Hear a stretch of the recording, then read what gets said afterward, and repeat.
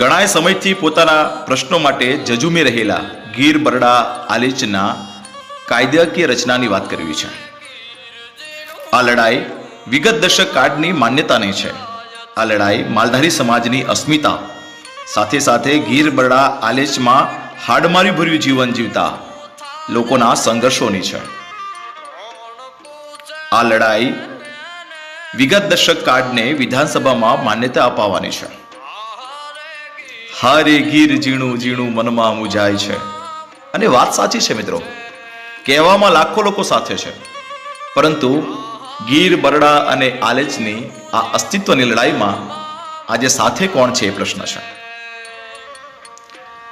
મારે વાત કરવી છે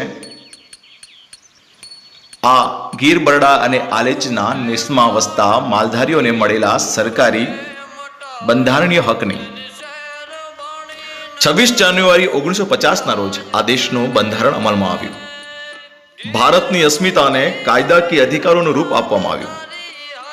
ત્યારે આ સમયે બાબા સાહેબ આંબેડકરને યાદ કરીને નમન કરું છું. એ સમયે 67 જેટલી કલમો માલધારીના હિતો માટે બનાવવામાં આવી. માલધારીના હિતોનું રક્ષણ થાય એ માટે બનાવવામાં આવી હતી. 29/10/1956ના રોજ આદિવાસી અને દલિત સમાજને અનામત આપવામાં આવી.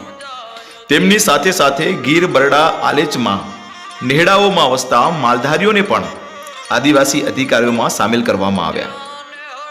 પણ ક્યાંક આ અમલમાં ઉદાસીનતા સેવવામાં આવી. ડોક્ટર રણવીર દેસાઈ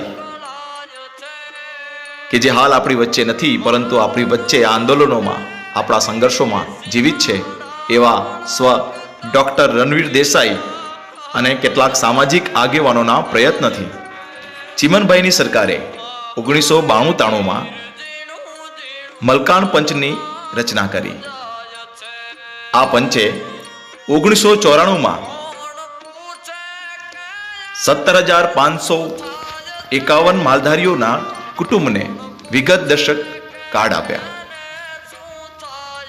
અનુસૂચિત જનજાતિની ઓળખ આપી. મલકાણ કમિશનની વિગત દશક કાર્ડમાં લોહીનો સંબંધ હોય, નજીકનો સંબંધ હોય, એ પછી ભલે ગીરમાંથી સ્થળાંતર થઈ બીજે વસ્તુ હોય, આ તમામ લોકોને અનુસૂચિત જનજાતિના લાભ આપવા. પરંતુ આજે પણ આ લાભથી